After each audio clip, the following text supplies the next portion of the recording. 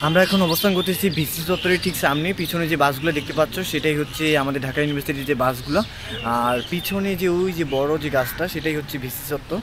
আর এখানে আমরা বসে আসলে আড্ডায় দিচ্ছিলাম, আর আমি আসলে আমার সাথে আমার বন্ধু নয়ন আসছে। নয়নকে কিছু কোশ্চেন করব, সে তোমাদের উদ্দেশ্যে কিছু বলবে।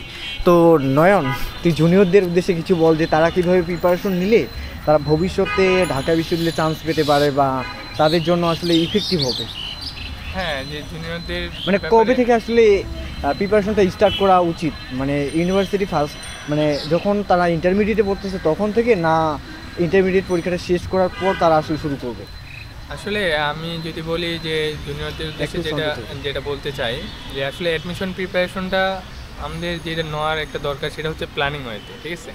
তো এই ক্ষেত্রে আমি মনে করি যে যখন থেকে আমরা ইন্টারমিডিয়েটে সাধারণত যারা থাকি, যখন ইন্টারমিডিয়েটে ফার্স্ট ইয়ার সেকেন্ড ইয়ার, তো ফার্স্ট ইয়ারের শুরুটায় অ্যাডমিশন নিয়ে তেমন একটা চিন্তার ব্যাপার হয় না।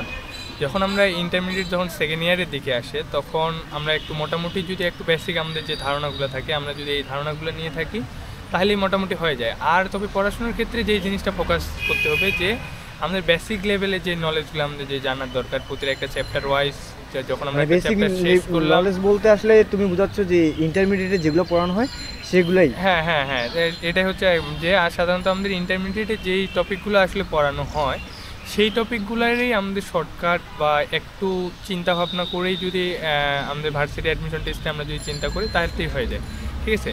আর তবে পড়াশোনার যে একটা লেভেলটা হচ্ছে, যে আমি যেটা বলতে চাচ্ছি, যে কোনো একটা চ্যাপ্টারকে আমরা যখন ধরলাম, একটা চ্যাপ্টারে আমরা কোন টপিকগুলো আমরা পারতেছি না, এই টপিকগুলো আমাদের সিলেকশন করতে হবে, এবং কোন টপিকগুলো বেশি ইম্পর্টেন্ট আমাদের এই সিলেকশনটা, মানে অ্যাডমিশন টেস্টে এমন একটা জিনিস এখানে হচ্ছে আমাদের যে সিলেকশনটা হচ্ছে মাস্ট বি ইম্পর্টেন্ট, ঠিক আছে। আমাদের মানে ফার্স্টে ওরা সিলেকশন করবে প্রশ্ন ব্যাংক অনুযায়ী, প্রশ্ন ব্যাংকটা ভালো করে অ্যানালাইসিস করে দেখবে যে কোন টপিকগুলো বারবার আসতেছে, সেই টপিকগুলো সিলেক্ট করে তারা ওই টপিকগুলো ধরে পড়বে। হ্যাঁ, রাইট।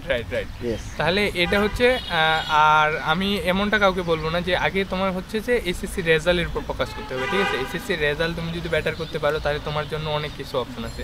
তুমি রেজাল্ট ভালো করতে না পারো তাহলে কিন্তু তুমি আলটিমেটলি অনেক জায়গা থেকেই তুমি পিছিয়ে পড়বে, কারণ রেজাল্টের উপর আমরা জানি ইউনিভার্সিটি টেস্টে, ইউনিভার্সিটি অ্যাডমিশন টেস্টে মানে অনেক মার্ক আছে, ঠিক আছে। তো সেই ক্ষেত্রে এই দিকটা একটু ফোকাস দেওয়ার দরকার। আর পড়াশোনাতে সাধারণত প্রথম থেকেই রুটিন ওয়াইজ ভালোভাবে পড়লেই হয়, বা ডে টু ডে যদি ভালোভাবে কন্টিনিউ করা যায় তাহলে মোটামুটি ইউনিভার্সিটি অ্যাডমিশন টেস্ট চান্স পাওয়া যায়, ঠিক আছে। আর তবে আরেকটা ব্যাপার যে জিনিসটা আমি বলবো, যে আসলে তোমার ফোকাস কী, তোমার টার্গেট কোনটায়, এটা আগে তুমি ফিক্স করো। কারণ আমরা সাধারণত যারা সায়েন্সে থাকি তাদের মানে মনে অনেক চিন্তা, যে আমরা জিএসটি দিব, না আমরা ঢাকা ইউনিভার্সিটিতে ভর্তি হব, না আমরা বুয়েটে যাব, না সিকেরুয়েটে যাব। আসলে আমি যেটা বলবো, যে আমাদের ফোকাসটা যদি ঠিক থাকে তাহলে আমরা কিন্তু আমাদের সাকসেসটা আমাদের হাতের নাগালে চলে আসবে। কিন্তু আমরা যদি ফোকাস যদি ঠিক না করতে পারি, যে আমরা কখনো ভাবতেছি না আমার জন্য বুয়েট পারফেক্ট, কখনো ভাবতেছি না আমি ঢাবির জন্য পারফেক্ট, কখনো ভাবতেছি না আমি এগ্রিকালচার বা কৃষি ইউনিভার্সিটিগুলোতে চলে যাব। আসলে এইভাবে সিদ্ধান্তহীনতায় না ভুগে ঠান্ডা মাথায় চিন্তা করা বা ডিসিশন নেওয়াটাই হচ্ছে আগে প্রথম একটা ব্যাপার। কারণ তুমি এখানে চিন্তা করো, হিউজ পরিমাণ student 1 lakh 1.5 lakh student exam দেবে, কিন্তু তার মধ্যে কয়েকজন মাত্র নেবে, ঠিক আছে। তো সেই ক্ষেত্রে তোমার মানে সবাই পড়াশোনা করে মোটামুটি লেভেলের, এই জন্য তোমাকে আগে চিন্তা করতে হবে যে তুমি কোন বিষয়ে তুমি ফোকাস করতেছো, এটা হচ্ছে তোমার অনেক বেশি ইম্পর্ট্যান্ট, ঠিক আছে। তাহলে আমরা আজ আর তেমন বেশি কিছু বলতেছি না, আমরা পরবর্তীতে আরেকটা ভিডিও দেওয়ার চেষ্টা করব, যে আসলে আমাদের এই ইউনিটে আমাদের কোন ডিপার্টমেন্টে কয়টা সিট আছে এবং কত মার্কের মধ্যে হলে ওরা তো ওরা নোটিশ বোর্ড থেকেই পেয়ে যায়, আমরা সেটা কিন্তু ঠিক আছে। তাহলে তোমার সাজেশন হচ্ছে যে তারা ফার্স্টে ইন্টারমিডিয়েটটাকে ভালো করে পড়াশোনা করবে, দেন হচ্ছে তারা ইউনিভার্সিটির জন্য প্রিপারেশন নেবে।